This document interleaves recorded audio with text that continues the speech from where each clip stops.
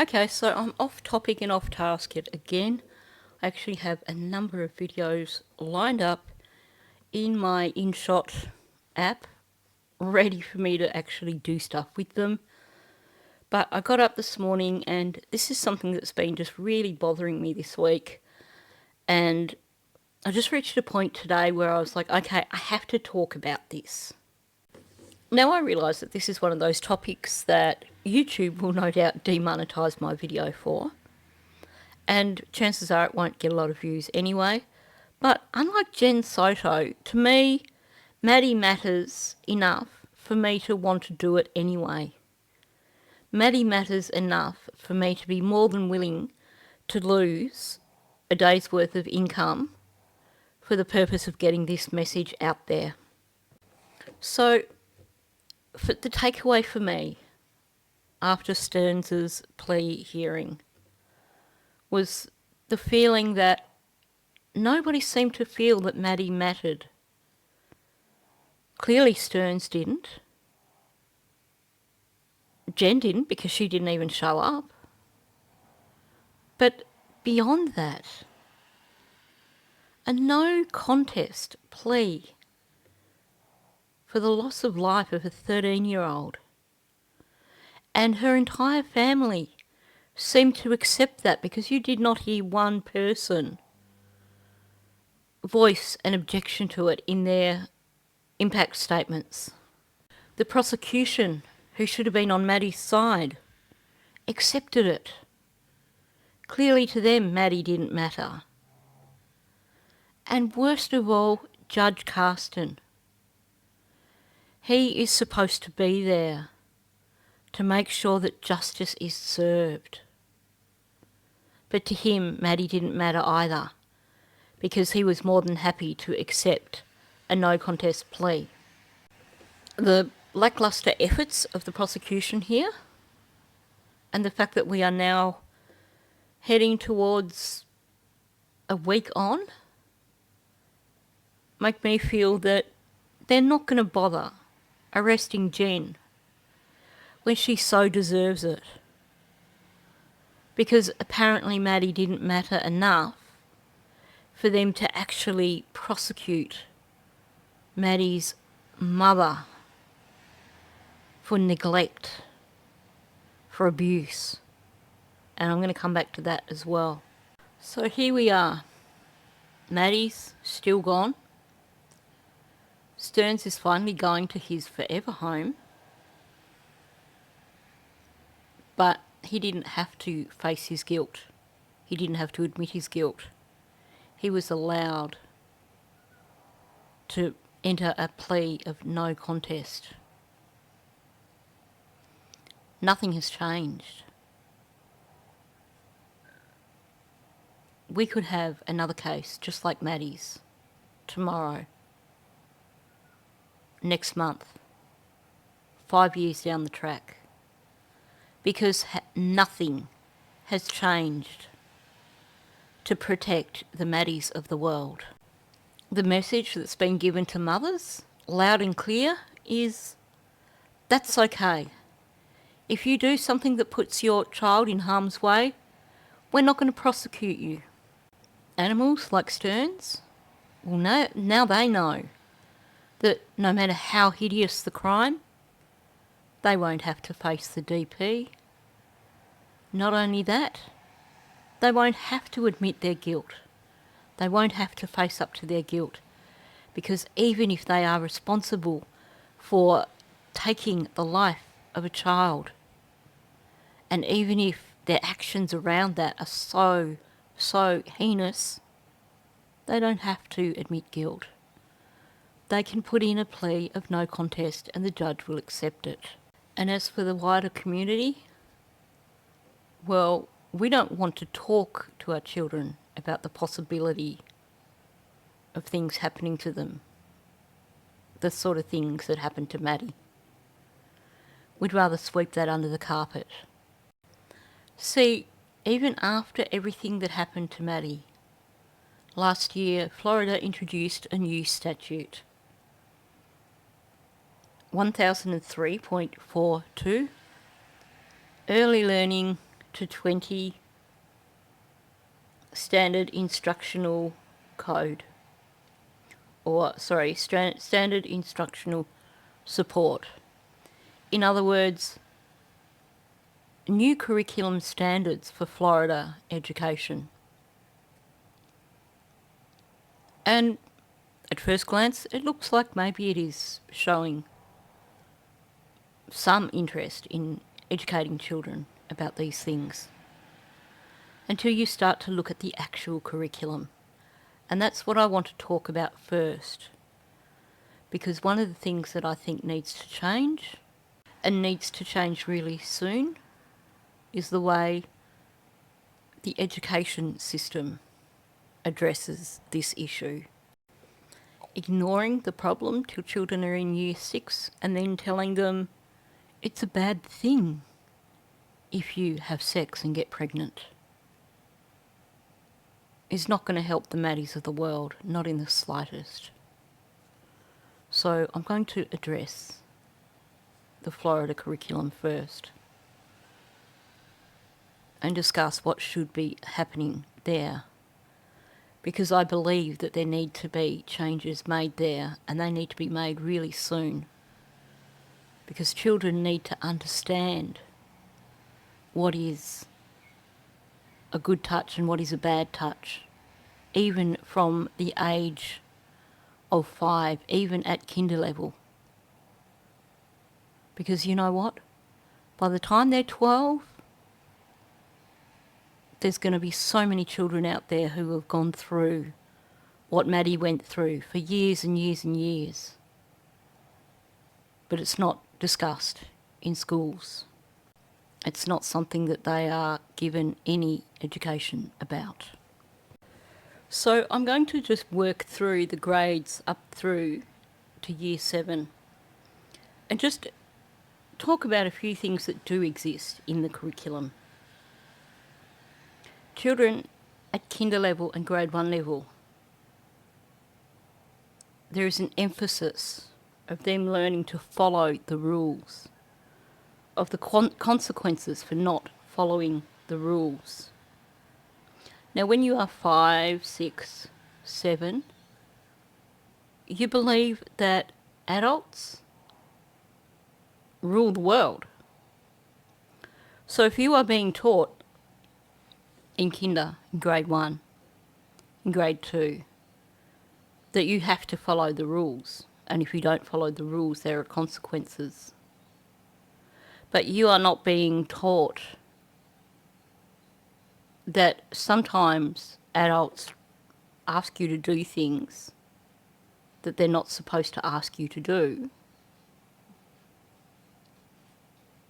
How is that helping? We can't teach our children to follow the rules, expect them to blindly accept anything adults tell them. They need to understand about times when someone touches you in a way that is a bad way. They need to understand that following the rules doesn't mean that adults are right 100% of the time, and that every single rule that an adult gives you has to be followed. In kindergarten, they're expected to learn the body parts inside and out. Now, wouldn't that be a great opportunity to teach them which parts of their body nobody should be touching? In year 2, they're expected to learn about trusted adults, that they can trust family and they can trust educators, and that they need to follow the rules at home. They need to treat others with respect and understand that sometimes you've got to make compromises to keep other people happy. They've got to learn that if you don't follow the rules, you may end up becoming physically hurt.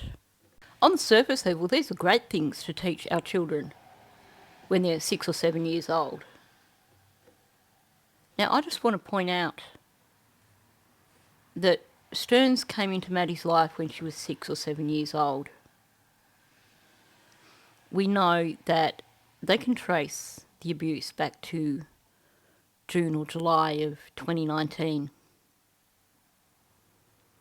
meaning that Maddie would have been 7 or 8 at least when this began. Although given what we know about Stearns, I'm willing to bet that it began from the first time he had access to Maddie. So we're supposed to teach, we're in Florida, they're supposed to teach children who were around the age that Maddie was when Stearns started doing these things, about trusting adults, about family and educators being the adults that you can trust. So was all this stuff going behind doors for Maddie, and no one ever taught her that sometimes you can't even trust family? And what message is it giving a child like Maddie to tell them that they have to follow the rules at home?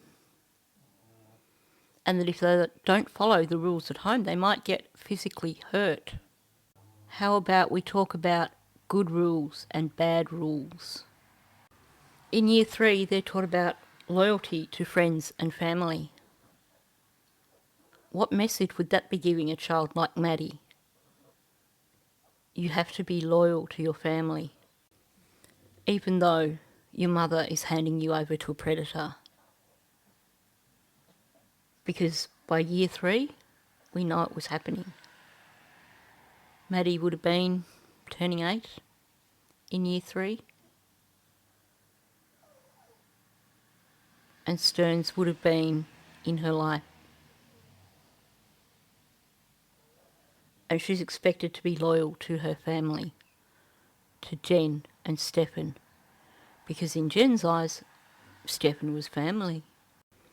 In Year 4, they're expected to learn about the importance of mental health, about self-regulating, making sure you don't become too emotional and too upset, about self-soothing, basically learning how to cope with your problems on your own. And they're taught alcohol and tobacco awareness. Well, you know what?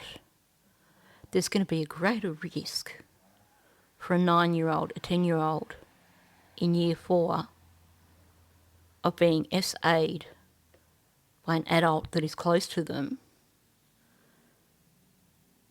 of them, rather than them becoming so intoxicated that they end up not alive. And throughout all these years, they're taught that adults are the trusted people. As they get through into the older years, years 2, 3, 4, they're taught that, well, there's people that you can go to for help. School nurses, school counsellors. If you hurt yourself and it's a medical emergency, you can call 911. What about a kids' helpline? What about someone that they can talk to who isn't seen by them as a person in authority? Because when you're preteen, even nurses and counsellors seem like a person in authority. They're an adult. Even as early as kinder, they're being taught the importance of online safety, of cyberbullying, of not giving out private information online.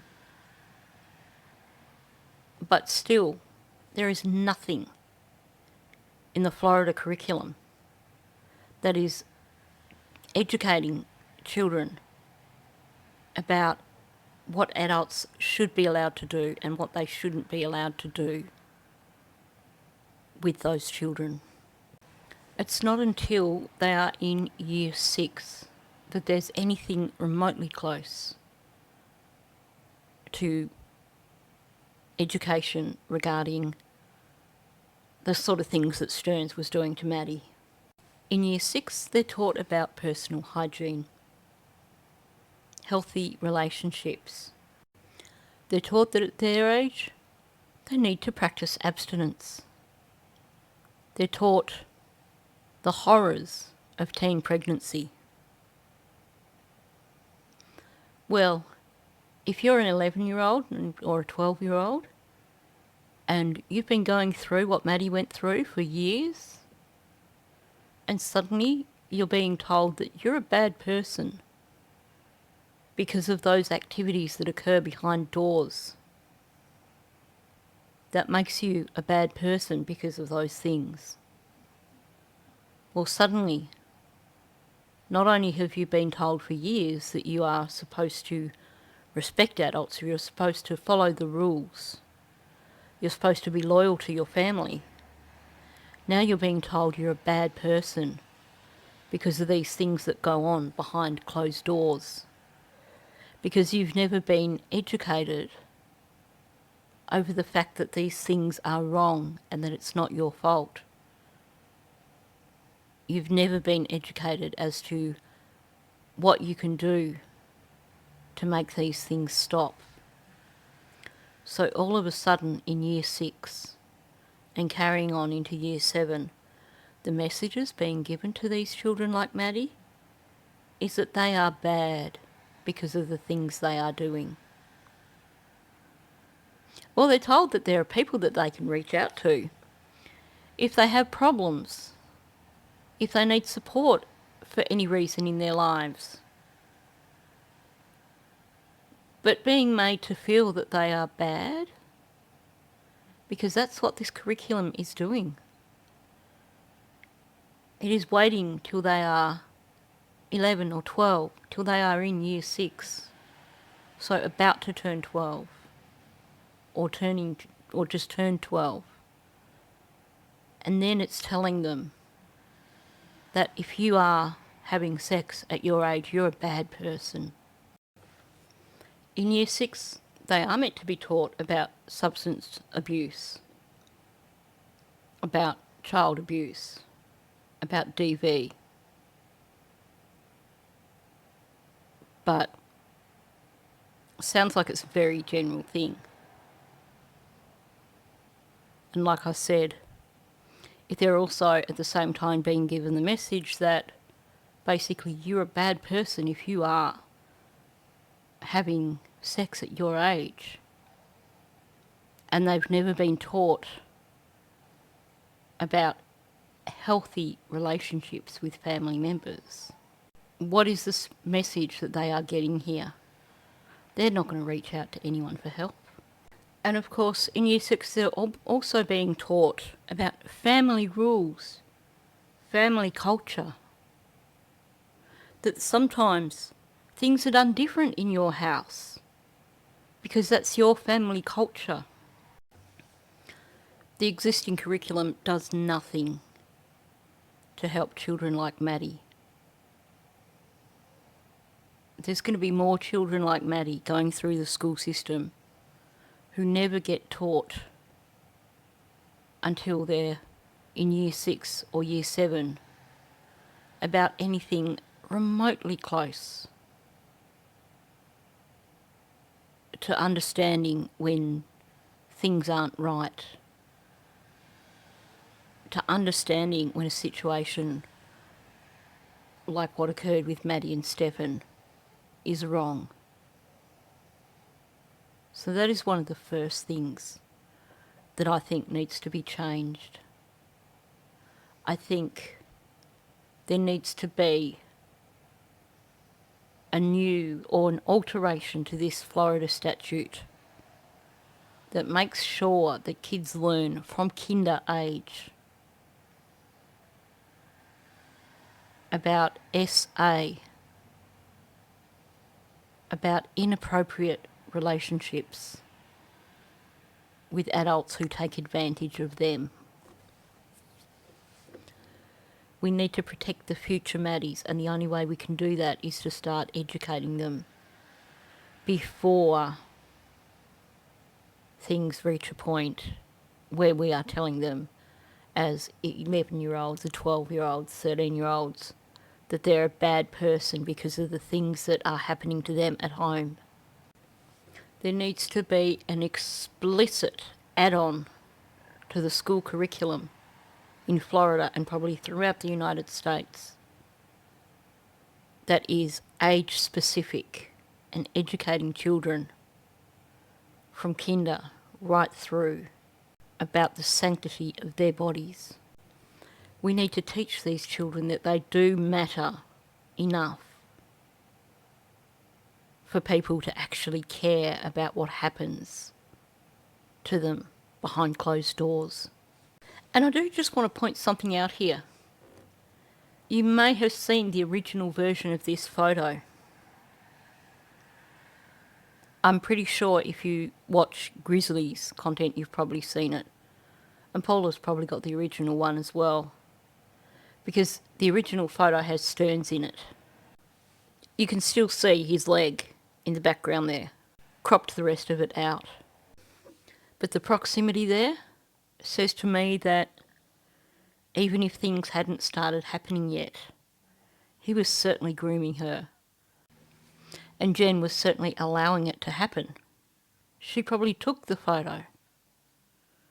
Your child's that young and you're comfortable with this new boyfriend being in such close proximity to her. What I want to talk about is culpable negligence. So, looking at the top here, neglect of a child means a caregiver's failure or omission to provide a child with the care, supervision and services necessary to maintain the child's physical and mental health, including but not limited to food, nutrition, clothing, shelter, supervision, medicine and medical services that a prudent person would consider essential for the well-being of the child. Now that one's a bit loose when it comes to Jen. No, she wasn't providing adequate supervision, in my opinion. But the second one is huge, and this is clear. This is so damn clear, and to me, this is enough for her to be arrested. A caregiver's failure to make a reasonable effort to protect a child from abuse, neglect, or exploitation by another person. Now, to me, sending your 13-year-old daughter upstairs to sleep alone in a bedroom with a 37-year-old man, that well and truly qualifies. And you know what? She admits to it. Not only that, but she admits that it happened on more than one occasion. This is a clear-cut case. She should be charged with neglect. Let's talk about abuse. If we go down to point 2, about halfway down. So, child abuse means an intentional act that could reasonably be expected to result in physical or mental injury to a child. And I'm going to read point 3 as well. Active encouragement of a person to commit an act that results or could reasonably be expected to result in physical or mental injury to a child. Jen Soto is also, therefore, guilty of abuse. Intentional act that could reasonably be expected to result in physical or mental injury. Or don't you think that sending your child upstairs to sleep alone with a 37-year-old man qualifies as that? Because I sure as heck do. Active encouragement of any person to commit an act that results or could reasonably be expected to result in physical or mental injury. She was encouraging Stearns to participate in this. A reasonable person would think there is a risk of harm to my child if I send her to sleep alone in a room with a 37-year-old man. To me, it seems pretty clear. She could be easily charged with both neglect and abuse, as she admitted to these things herself. Wouldn't take a lot of effort to prove it.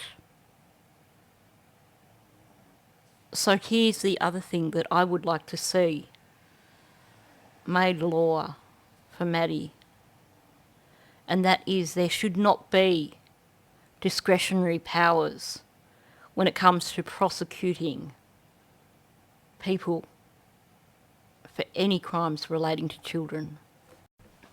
Sympathy shouldn't come into it. It shouldn't be a case of, oh, we're not going to pursue anything against this mother because she's lost her child.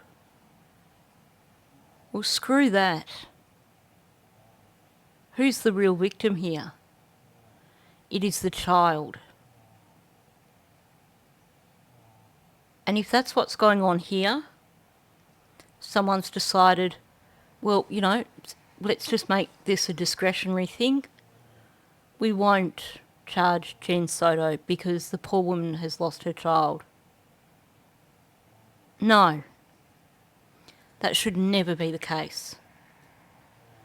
And I think it needs to be solid law that there should not be any allowance for discretionary decisions. If a parent is negligent in such a way as Jen has been, then they need to be prosecuted to the full extent of the law, and there should be no leeway whatsoever.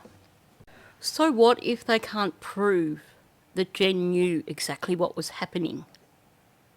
They can prove that she was negligent.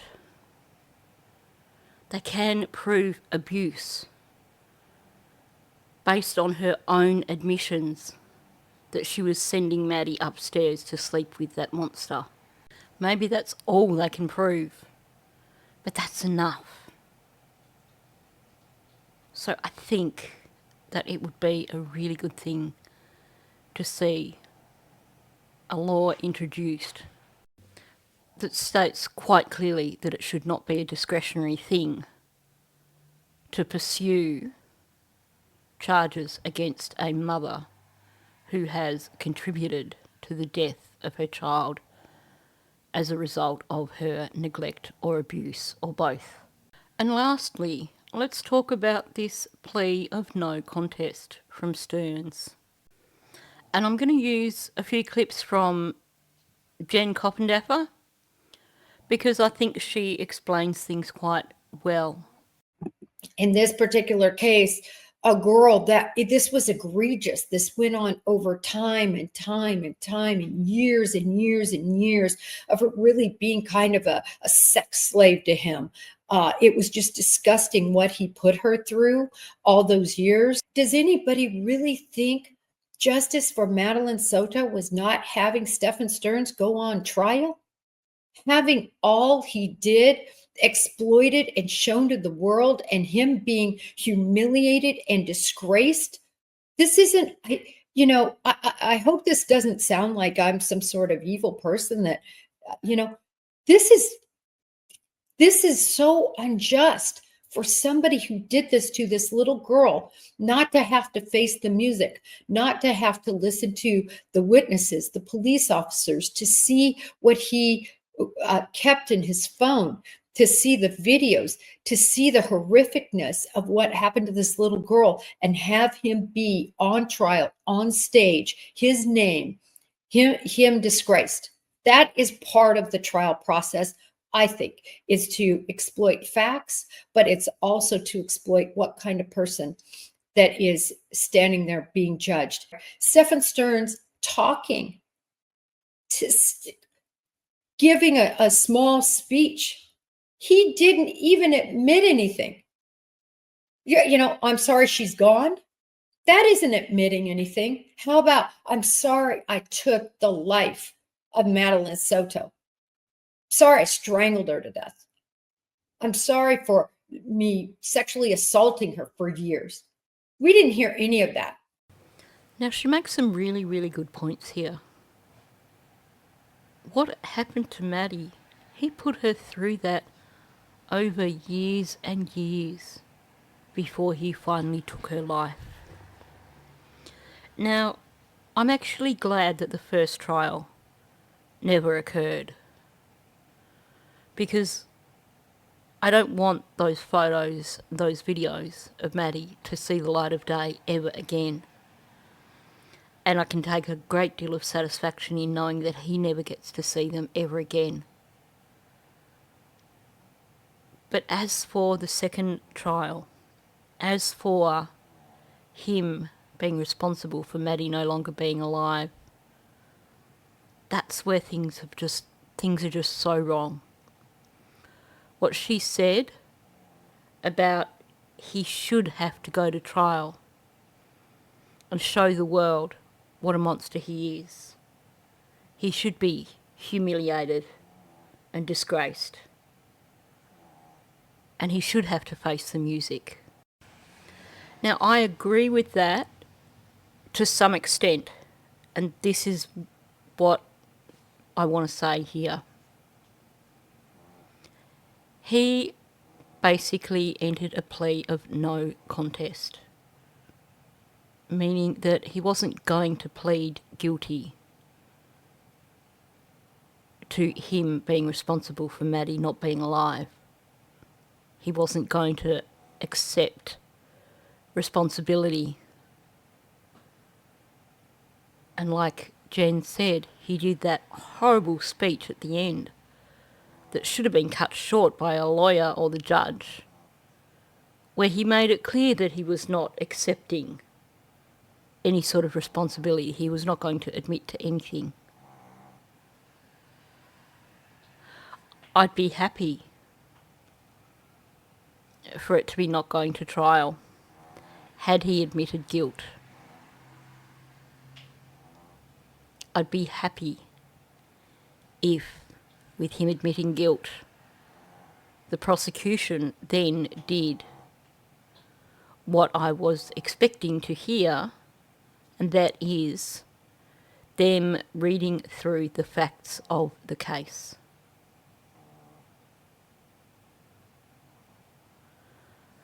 But it all got just brushed under the carpet. He was able to enter a no contest plea. Prosecution didn't read through the facts of either case. Didn't have to confront him with what it was that he was charged with. And even when it came down to sentencing, Judge Carson spoke for less than 2 minutes, and he did not address the crimes. He did not address how absolutely heinous it was, the things that Stearns did. So if he could not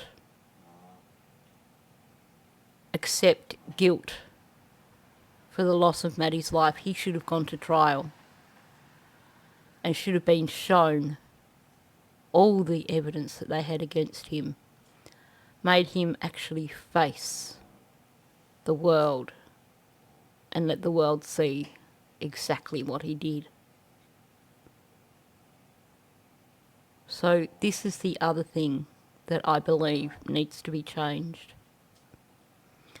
Now, one of my subscribers did a bit of research, and thank you, I can't even remember who it was now, but they did a bit of research into the last time that somebody was able to enter a no contest plea for unaliving someone in Florida, and that was 1986. And we're talking about nearly 50 years. And we're talking about the life of a child. This horrible, horrible excuse for a human being was allowed to enter a no contest plea for the life of a child.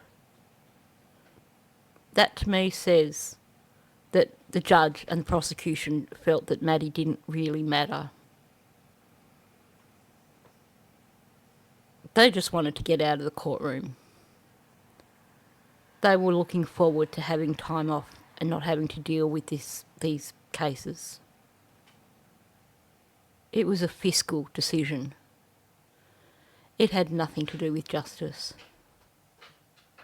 So I believe that it needs to be set in stone. It needs to be a law that anybody who is responsible for crimes against children, and especially if those crimes result in a child no longer being alive, that the only options they have is a plea of guilty, or if they choose to plead not guilty, then they need to go to trial.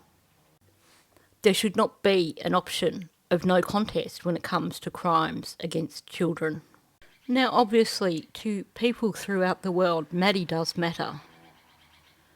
But it seems like when it comes to Florida laws, Maddie doesn't matter. And that needs to change. So these are the things that I would like to see changed. I would like to see an explicit curriculum set in place for Florida schools that educates children from kinder right through to the end of their schooling with regards to the kind of issues that Maddie faced, so that they don't have to feel so ashamed that they can't tell anyone what's going on, so that the first time that they get messages about this isn't when they get to year 6 and they're being told you're a bad person if you're having sex. There needs to be a clear-cut law that says there is no such thing as discretion when it comes to prosecuting a parent for neglect or abuse. That it shouldn't matter if that parent has lost a child, because what should still matter there is the child themselves. They are the victim. That law needs to exist to show that Maddie mattered, and to show that all those other children like Maddie matter. Now, I don't know if there is a kids helpline in the USA. We have that in Australia. It's a helpline where children can ring up and speak to an anonymous stranger about any sort of problems that exist in their world. Because sometimes sharing your problems with a faceless stranger helps. I'd love to see, if there isn't already one, I would love to see a kids helpline exist in the United States. And I would love to see it promoted as heavily as it is here in Australia. Because we make sure that our children in Australia know that they can ring Kids Helpline if they can't speak to a trusted adult. If they can't speak to anyone about their problems, they can speak to someone on Kids Helpline. That needs to exist, if it doesn't already do so, in the United States. If it does exist, it needs to be highly publicised. And finally, like I said, no contest should not be allowed when it comes to crimes against children. Now, I know I have no power over this. I know that I don't even really have a voice. I can't contact a Florida senator and say, these are the things that should happen, because I'm an Australian. So in terms of the law in the United States, my opinion doesn't matter. And I know this video might only get 500 views. So maybe nothing will ever happen. But I just wanted to get my voice out there. And even if I can't say this to senators in the United States, even if I can't say this to the people who can make a difference for the children like Maddie, at least I can get this out there, and maybe someone will hear this and decide to follow up and decide to start pushing for a law for Maddie. And, you know, I don't normally ask this, but please do share this video. Share it on your social media. Tell other content creators about it. Share it on Facebook pages for Maddie Soto. Although that said, there's some pages that will only share videos from certain creators. But we need to somehow show the world that Maddie mattered. We need to show Maddie that she mattered. It doesn't matter that to her family she apparently didn't matter. To the prosecutors and the judge and Stefan, she didn't matter. Because to the rest of us, she did matter. So I do hope that people will share this video. And maybe someone will take hold of these ideas and try to make a difference. So on that note, thanks for listening. And please do hit the like button and leave a comment, because this is one video that I really do want out there in the algorithm. I want this video seen by as many people as possible, because I'd like to see changes made that show that Maddie did matter.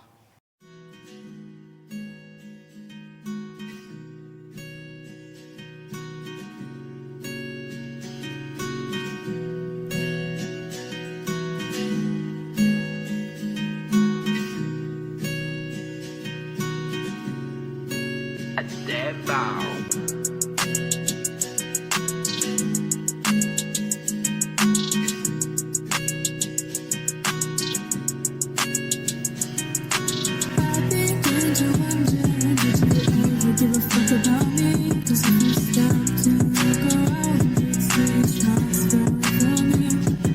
I can't get back the memories, but the memories tell the stories of the 2 times that you were right. I'm glad inside, but I cannot make this right. Keep it together, look in the mirror, tell myself you're doing better. Yeah, ooh, oh, oh, yeah, oh no. Stars in the sky make me think about you. The love in my eyes get you tell yourself for you. Loyalty in my blood, I will never float on you. Put your trust in me and I'll put my love in you. Okay, baby, it's just us in this world. Nobody can change that.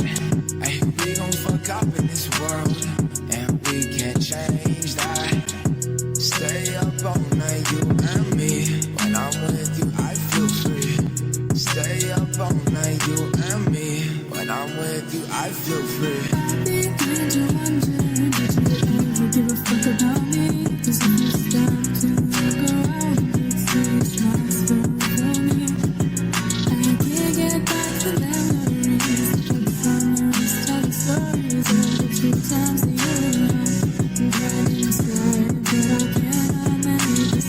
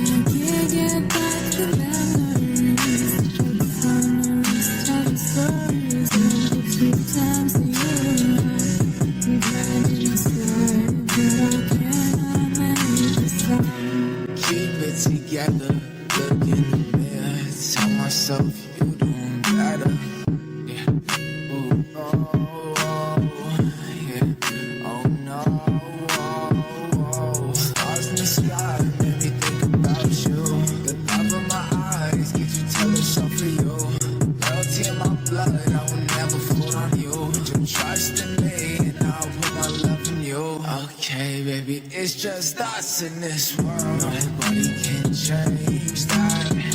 Hey, we gon' fuck up in this world, and we can't change that. Stay up all night, you and me. When I'm with you, I feel free. Stay up all night, you and me. When I'm with you, I feel free.